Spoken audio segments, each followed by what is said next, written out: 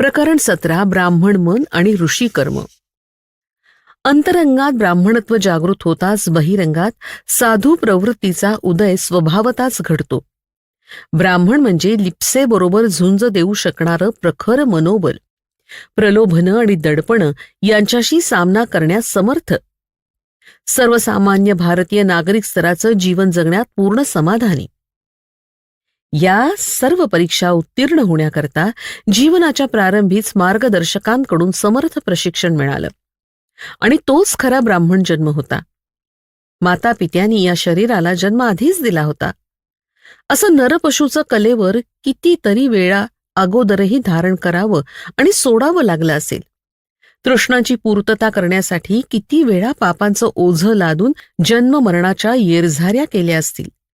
पण समाधान आणि सात्विक अभिमान वाटावा असा हाच जन्म होता ज्यास ब्राह्मण जन्म म्हणतात. एक शरीर नरपशूचं तर दुसरं नरनारायणाचं.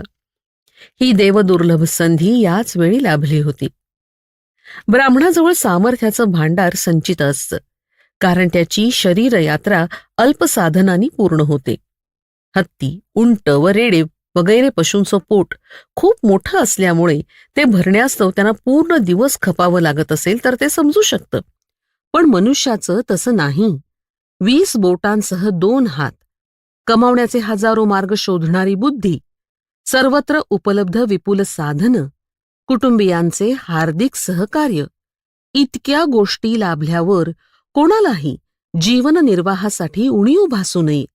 पोटाची खळगी तरी किती, 6 इंचाची. तेवढे तर मोर कबूतर सुद्धा मिळवतात. खरं तर माणसासमोर निर्वाहाची समस्याच असू नये. काही तासांच्या परिश्रमानंच तिची पूर्तता होते. उरलेल्या दिवसाचा सर्व काळ उपलब्ध असतो. ज्याच्या अंतःकरणातील संत जागा होताच तो एका गोष्टीचा विचार करू लागतो की श्रमशक्ती, समय, प्रखर मनोबल आणि प्रतिभा यांचा संयमपूर्वक जो संचय झालाय त्याचा यथोचित उपयोग कुठे कसा करावा.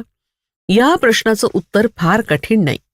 देवमानवांचा पुरातन इतिहास याच्या उदाहरणांची लांबच लांब शृंखला आणून आमच्या समोर उभी करतो. त्यातून जे आम्हाला रुचेल, भावेल, अनुकूल वाटेल त्याची निवड करून अनुसरण करावं. इच्छा, वासना दैत्यांच्याच पूर्ण होत नसतात. कामना, वासना, तृष्णा कोणाच्याही कधीच पूर्ण झाल्या नाहीत. विपुल साधनं जमवून त्यांचा अमर्याद उपभोग घेण्याच्या योजना तर अनेकांनी केल्या, परंतु हिरण्याक्षापासून अलेक्झांडरपर्यंत कुणालाही त्या पूर्ण करता आल्या नाहीत. आत्मा आणि परमात्मा यांच्या मध्यवर्ती मिलनाचं एक केंद्र आहे. त्याला देवमानव म्हणतात. महापुरुष, संत, सुधारक, हुतात्मा अशीही इतर नावं त्यांना देतात. प्राचीन काळी त्यांना ऋषी म्हणत. ऋषी म्हणजे अशा व्यक्ती ज्यांचा जीवननिर्वाह कमीत कमी साधनांनी होतो आणि त्यांची उरलेली सामर्थ्य संपदा युगधर्माची आवश्यकता पूर्ण करण्यात नियोजित होत असते. वातावरणात सत्प्रवृत्तींचा विकास आणि श्रेष्ठतेकडे वाटचाल करणाऱ्यांना ते प्रोत्साहन देतात. त्यांचं मनोबल वाढवत असतात. त्यामुळे विनाशाचं कुचक्र सफल होत नाही. ऋषींचे प्रत्यक्ष व अप्रत्यक्ष प्रयत्न या कार्यासाठी अनवरत झाले आहेत. आपल्या वैयक्तिक जीवनात वाचवलेली क्षमता ते या कार्यात लावत राहतात. याचा आढावा घेण्याची वेळ येते तेव्हा लक्षात येतं की त्यांनी केवढं प्रचंड कार्य करून ठेवलंय, किती प्रदीर्घ मजल गाठलीय. एक एक पाऊल टाकत धीमेपणे वाटचाल केल्याचा हा अंतिम परिपाक आहे. थेंबे थेंबे तळे साचे याचं हे प्रत्यंतर आहे. केवळ भावावेश, भावोन्माद म्हणतात अशी भक्ती आम्हाला कधीच पटली नाही, ज्यात आचरणाच्या दृष्टीनं सर्व काही क्षम्य असतं. अशा भावावेशात कोणताच उच्च प्रतीचा सिद्धांत नसतो. विवेक आणि औचित्याच्या कसोटीवर ही भक्ती टिकत नाही. म्हणून ज्या ज्या वेळी भक्तिभाव आमच्यात उचंबळून आला तेव्हा ऋषींचा मार्गच आम्हाला रुचला आणि पटला आणि आमच्या ठायी असलेली सर्व प्रकारची क्षमता आम्ही ऋषी परंपरेच्या कार्यातच लावून टाकण्यात कसूर केली नाही. आता मागे वळून पाहतो तो लक्षात येतं की सातत्यानं विशिष्ट ध्येयवादानं प्रेरित होऊन प्रयत्न करणारे लोक कण कण जमवून मनमन जोडून ठेवतात. चिमण्या एक एक काडी गोळा करून सुबक उबदार घरटे तयार करतात. आपलंही सद्भाग्य असं की ऋषी परंपरेचं अनुसरण करीत जी काही पावलं टाकली त्याची परिणती समजूतदार लोकांच्या दृष्टीनं सुंदर, भव्य आणि उदात्त ठरली. पुरातन ऋषीनं आपापल्या काळात आपली नियत कार्य पूर्णत्वास नेली.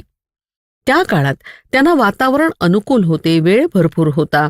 तेवढ्या काळात त्यांचं कार्य सहज पूर्ण होत असे. आज आपात काळ आहे. अनेक प्रकारची कामं थोड्या काळात द्रुतगतीनं पूर्ण करावी लागत आहे. घराला आग लागली तर ती विझवण्याचा प्रयत्न करावा लागतोच.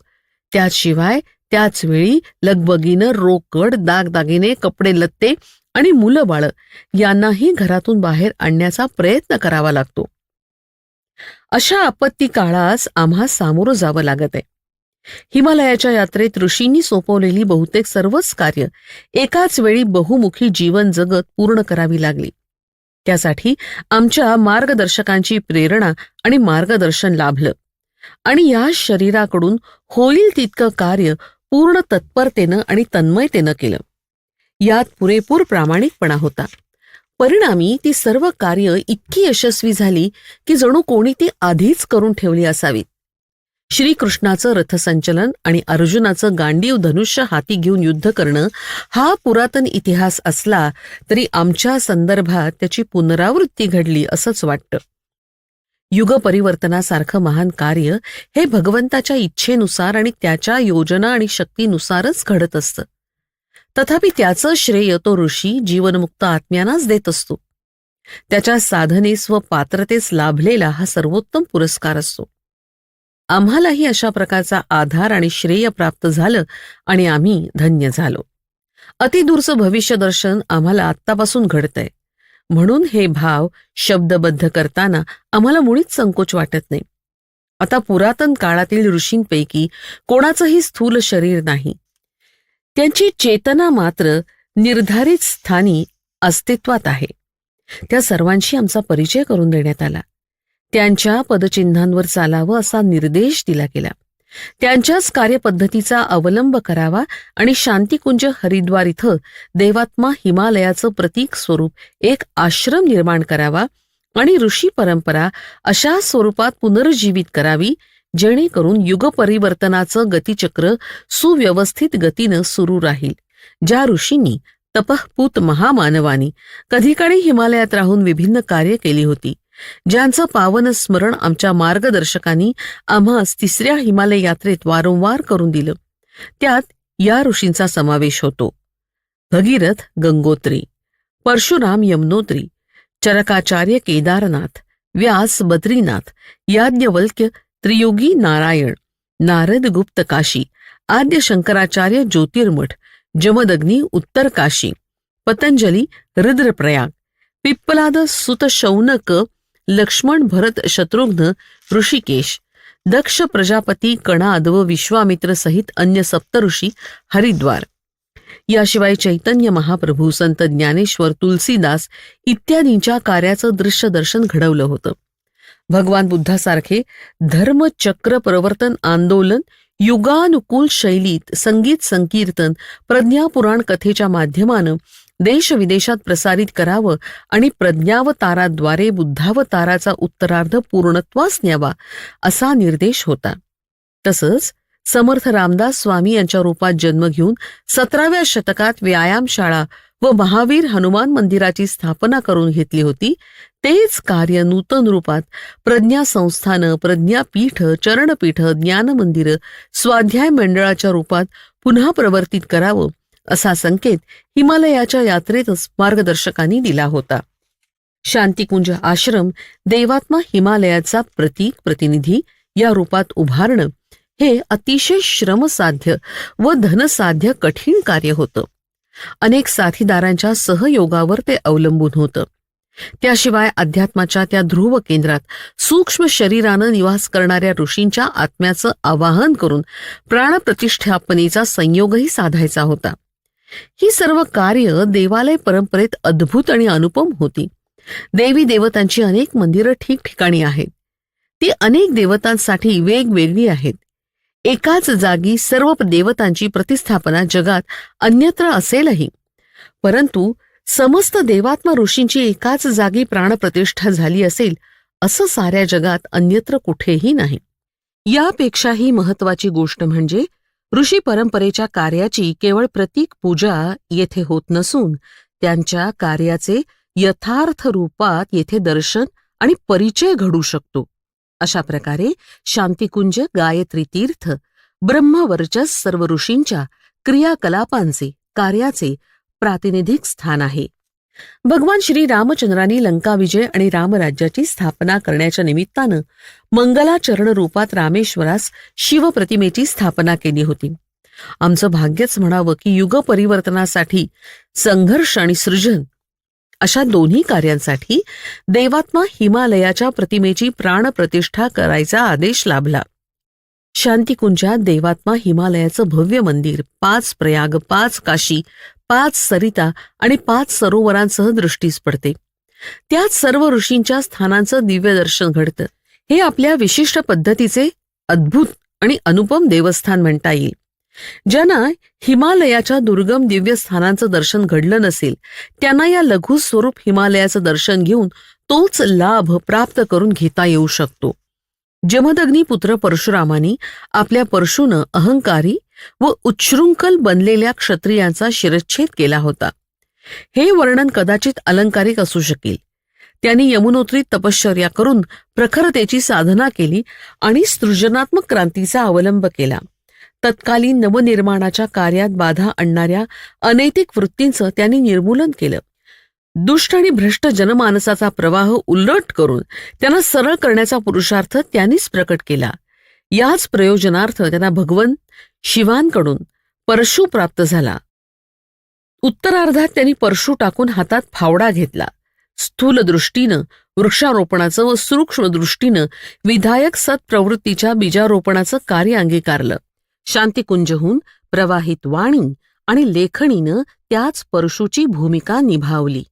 अगणित जनांच्या भावना, विचार आणि आचरण यात आमूलाग्र परिवर्तन घडवून आणले. भगीरथानं पाण्याचं दुर्भिक्ष निवारणार्थ कठोर तप केलं आणि स्वर्गातून गंगा पृथ्वीवर आणण्यात यश मिळवलं. भगीरथशीला गंगोत्री समीपच आहे. गंगा त्यांच्या तपानच अवतरित झाली होती म्हणून तिचं नाव भागीरथी पडलं. लोककल्याणाच्या ध्येयानं प्रचंड पुरुषार्थ करून भगीरथ दैवी कसोटीस उतरले आणि भगवान शिवांचे कृपापात्र बनले. आज सर्वत्र भावना, संवेदना आणि आस्थेचं दुर्भिक्ष जाणवतं. दिव्य ज्ञानगंगेच्या प्रवाहानंच ते दूर करता येईल.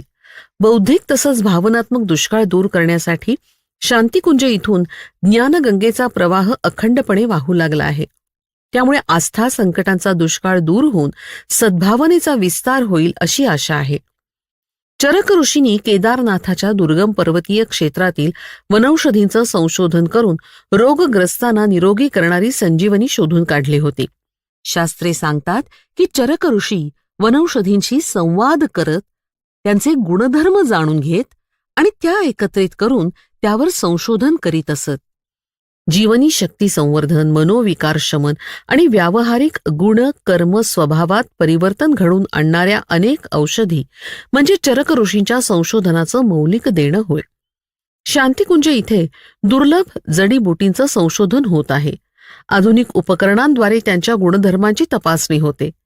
त्यामुळे आयुर्वेदाचं एका प्रकारे पुनर्जीवन झालं आहे. योग्य औषधाच्या एकाकी प्रयोगानं निरोगी दीर्घायुषी होता येतं.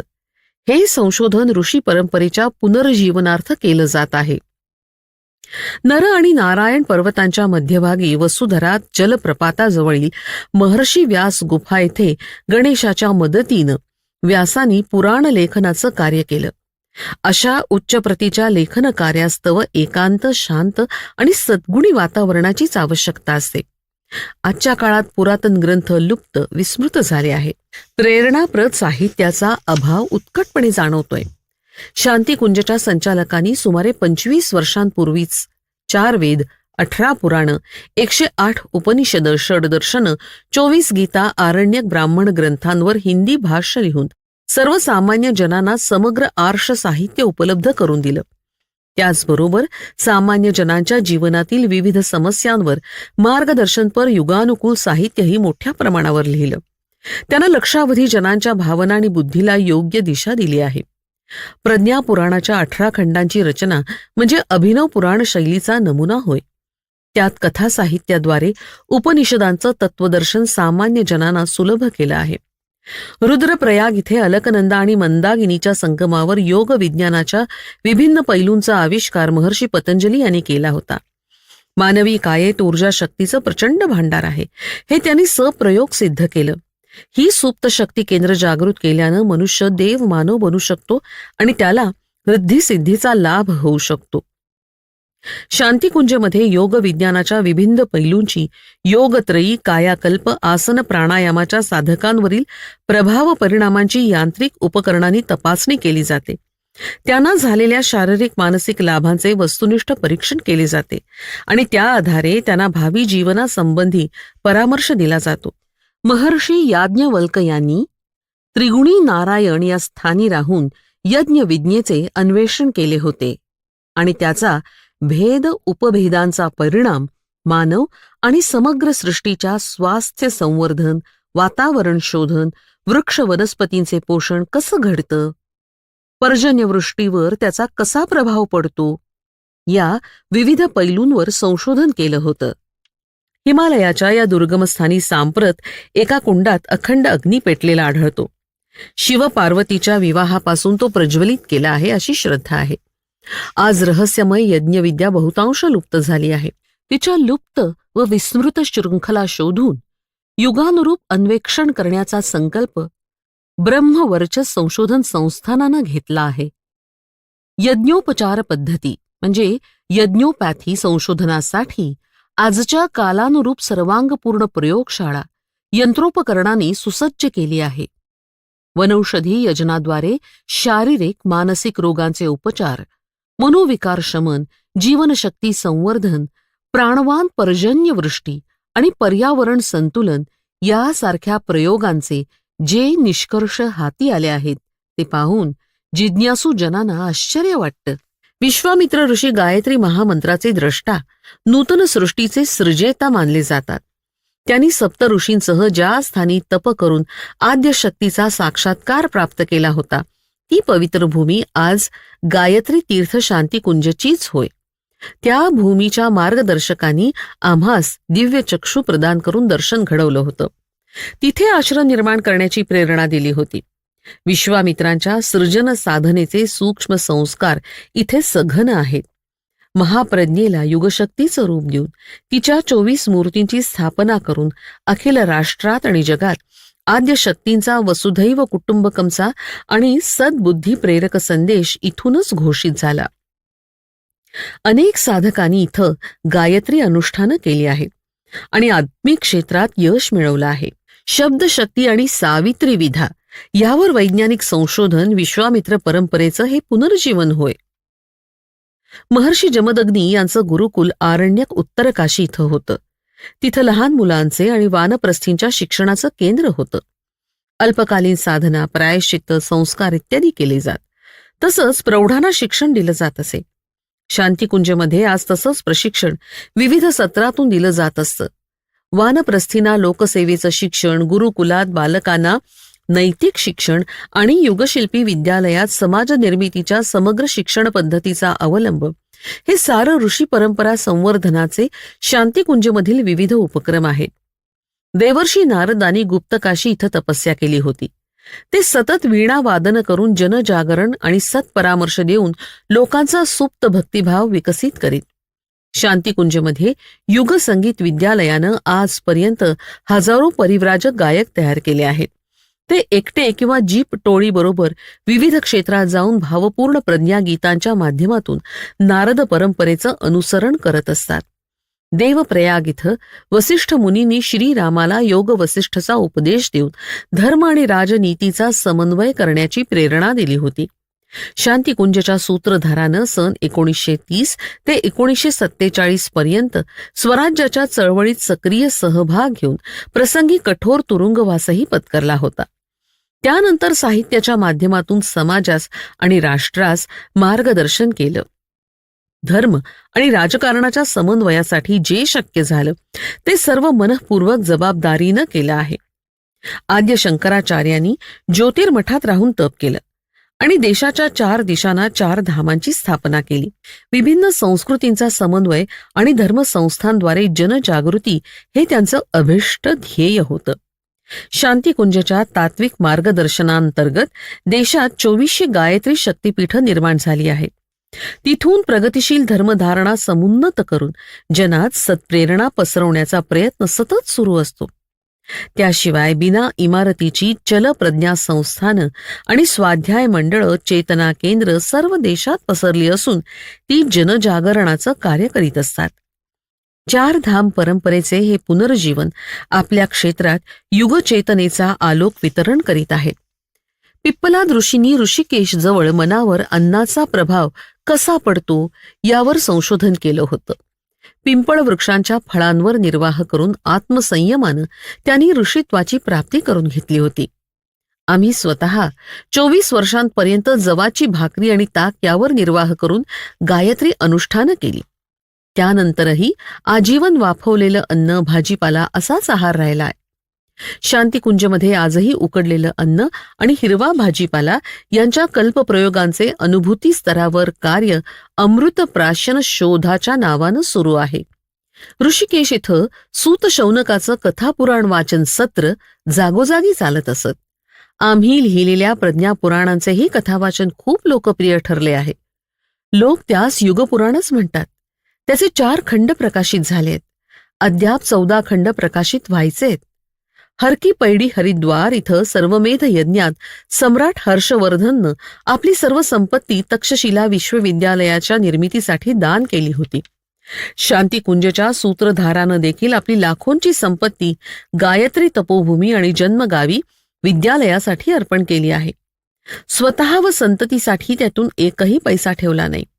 हीच परंपरा आता शांतिकुंजमध्ये स्थायी रूपात येणारे लोकसेवकही स्वतःच्या जीवनात साकार करीत आहेत.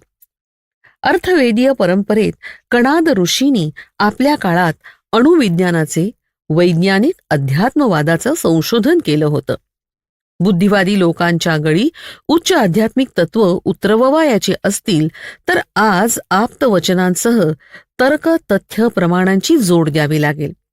ब्रह्मवर्चस संशोधन संस्थानात अध्यात्मदेव आणि विज्ञान दैत्य यांच्या समन्वयाचं समुद्रमंथन सुरू असतं. तात्विक संशोधनच नव्हे तर वैज्ञानिक प्रयोग तथ्यांचं प्रस्तुतीकरण हे या संस्थेचं मोठं वैशिष्ट्य होय.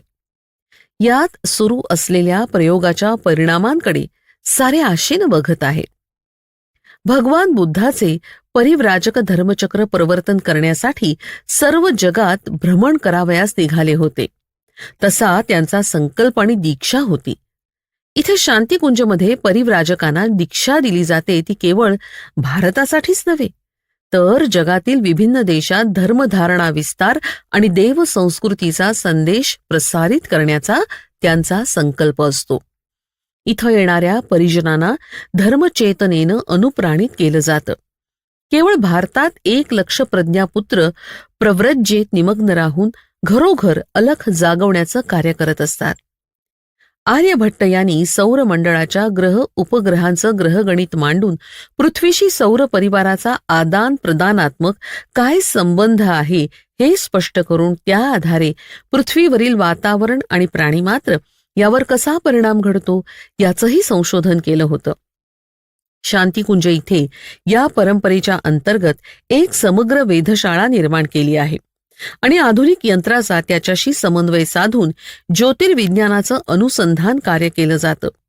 दृश्य गणित पंचांग ही येथील विलक्षण देणगी होय.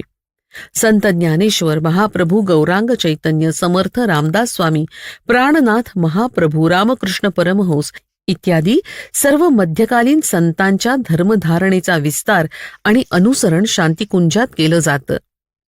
या सर्वात महत्वाची गोष्ट म्हणजे या आश्रमाचं वातावरण इतकं प्रबळ संस्कारांनी युक्त आहे की इथे येणारी प्रत्येक व्यक्ती अध्यात्माकडे सहजच प्रवृत्त होते. ही सूक्ष्म सत्ताधारी ऋषींच्या येथील उपस्थितीची परिणती आहे. आपल्या परंपरांचं पुनर्जीवन पाहून ते निश्चितच प्रसन्न होत असतील आणि भावपूर्ण आशीर्वाद देत असतील. ऋषींच्या तपप्रभावानंच ही धरती देवमानवांद्वारे धन्य बनली आहे. महर्षी वाल्मिकींच्या आश्रमात लवकुश आणि कण्व मुनीच्या आश्रमात चक्रवर्ती भरत दीक्षा व संस्कारांनी विकसित झाले होते. श्रीकृष्ण रुक्मिणी यांनी पुत्रप्राप्तीसाठी बद्री नारायणात तप केलं. त्यामुळे त्यांना कृष्णासमान प्रद्युम्न नावाचा पुत्र लाभला होता. पवन आणि अंजनी यांनी तपस्वी पूषा यांच्या आश्रमात बजरंगबली व हनुमंतास जन्म दिला होता. हिमालयात राहून केलेल्या तपसाधनेचे हे शुभंकारी परिणाम होते. सुसंस्कार संपन्न स्थान आणि तपस्वींचा संपर्क यांचा प्रभाव विशद करणारी अनेक उदाहरणे आहेत. स्वातीचा थेंब शिंपल्यात पडला तर त्याचा बहुमोल मोती बनतो. बांबूत पडला तर वंश लोचन आणि केळ्यात पडला तर कापूर बनतो. चंदनाच्या सभोवतालचं बाभूळ आणि निंबही सुगंधित होतात. परिसाच्या स्पर्शानं लोखंडाचं सोनं बनतं. आमचे मार्गदर्शक सूक्ष्म शरीरानं पृथ्वीच्या स्वर्गात याच हिमालय क्षेत्रात अनेक शतकांपासून राहत आहेत. त्या हिमालयाच्या द्वारावर आम्ही बसलो आहोत. आमची बॅटरी चार्ज करण्यासाठी ते वेळोवेळी आम्हास बोलवत असतात. ज्यावेळी त्यांना नवं कार्य सोपवायचं असतं तेव्हा नवीन शक्ती देण्यासाठी त्यांनी आम्हाला तिथंच बोलावलंय. नवीन शक्ती भांडार घेऊन परत येण्याचा स्पष्ट अनुभव आम्हाला येत असतो. आम्ही प्रज्ञापुत्रांना जागृत आत्म्यांना युग परिवर्तनाच्या कार्यासाठी वानर अस्वलांची भूमिका वठवण्याची क्षमता अर्जित करण्याकरता, प्रशिक्षण घेण्याकरता किंवा साधना करण्यानिमित्त बहुधा शांतिकुंज इथे बोलावित असतो. गंगामातेच्या कुशीत, हिमालयाच्या छायेत, प्राणचैतन्ययुक्त वातावरणात आणि दिव्य शक्तींच्या संरक्षणाखाली या पावन क्षेत्रात थोड्या कालासाठी निवास करणाऱ्यांना स्वतःचे कायाकल्प सदृश्य परिवर्तन झाल्याचा अनुभव आणि परत निघताना जागृत तीर्थस्थानी निवास करून अभिनव चेतना प्राप्तीची एक विलक्षण अनुभूती लाभते. हे एक आध्यात्मिक स्वरूपाचं सॅनिटोरियमच म्हणावं. या क्षेत्राचं आपलं आगळं वैशिष्ट्य आहे. 60 वर्ष खंडित न होता प्रज्वलित असलेला अखंड दीप, 9 कुंडी गायत्री यज्ञशाळेत नित्य 2 तास यज्ञ, दोन्ही नवरात्री 24 लक्ष गायत्री महापुरुषचरण साधना, आरण्यकात नित्य गायत्री उपासकांची नियमित अनुष्ठानं, या सर्व उपक्रमांमुळे येथील वातावरणात दिव्यत्वाची प्रचिती म्हणजे जणू मलयगिरी पर्वतावर चंदन वृक्षाच्या सुगंधाचा घमघमाटच. इथं साधना न करताही राहिल्यास तशीच आनंदाची अनुभूती होते जशी साधना केल्यानंतर होते. शांतिकुंज गायत्री तीर्थाची विशेषता इथे सतत होणाऱ्या अपूर्व आनंदाच्या अनुभूतीमध्ये जाणवते. हे एक संस्कारित सिद्धपीठ आहे. कारण इथं सूक्ष्म शरीरधारी ते सर्व ऋषी त्यांच्या क्रियाकलापाच्या रूपात विद्यमान आहेत, ज्यांचं वर्णन आम्ही अगोदरच केलं आहे. उपरोक्त ओळीमध्ये ऋषी परंपरेच्या शृंखलेतील काही कड्या पुन्हा शृंखलेत जोडण्याचा उल्लेख आहे, ज्या अध्यात्म आणि विज्ञानाच्या समन्वयासंबंधी ब्रह्मवर्चस्व संशोधन संस्थानांद्वारे संपन्न करण्यात आल्या. असे अनेक प्रयत्न मागील 60 वर्षांपासून केले जात आहेत आणि त्यामुळे हेच सिद्ध होतं की सातत्य, एकाग्रता आणि तत्परता उच्च स्तरीय प्रयोजनात संलग्न असेल तर त्याचे परिणाम किती सफल आणि महत्वाचे ठरतात. आमच्या जीवनातील सर्वात मोठं आणि महत्वाचं कार्य एकच आहे, ते म्हणजे आजचं वातावरण बदलण्यासाठी दृश्य आणि अदृश्य प्रयत्न करणं. आजचा काळ हा सघन आस्था संकटांचा आहे. आदर्शांवर, सत्यावर, न्यायावर कोणाचाही विश्वास नाही. नीती आणि मर्यादा यांचा भंग करण्याकडेच सर्वांची प्रवृत्ती आहे. परिणामी अनाचारांना ऊत आला आहे. त्यातून अगणित संकट कोसळत आहेत. वातावरण अतिशय दूषित बनलं आहे. व्यक्ती सुखी नाही, समाजात स्थैर्य नाही, समस्या, संकट, निरंतर विपत्ती स्फोटक बनत आहे. अशा वेळी सुधारणांचे प्रयत्न कुठेही सफल होताना दिसत नाहीत. कायमस्वरूपी समाधानासाठी 2च उपाय दिसतात, ते म्हणजे जनमानसाचं शुद्धीकरण आणि सत्प्रवृत्तींचं संवर्धन. प्रत्यक्ष रचनात्मक, संघटनात्मक आणि सुधारात्मक उपायांनी या दोन्ही गोष्टी साध्य केल्या पाहिजेत आणि अदृश्य आध्यात्मिक उपायही योजले पाहिजेत. आम्ही जीवनभर हेच कार्य केलं. आमचं संपूर्ण सामर्थ्य यातच होम केलं आहे आणि त्याचे परिणाम आश्चर्यप्रद झाले आहेत. आगामी काळात जे घडणार आहे ते तर यापेक्षाही अनपेक्षित वाटावं असं असेल. एका शब्दात सांगायचं तर ही ब्राह्मण मनोभूमीद्वारे अंगीकारिलेली संत परंपरा धारण करण्याची तत्परता आहे. अशा प्रकारच्या प्रयत्नात निरत व्यक्ती स्वतःचं कल्याण तर करतोच, पण इतर अनेकांचंही कल्याण साधत असतो.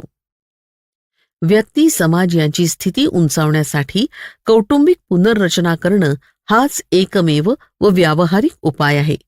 पंडित श्रीराम शर्मा आचार्य.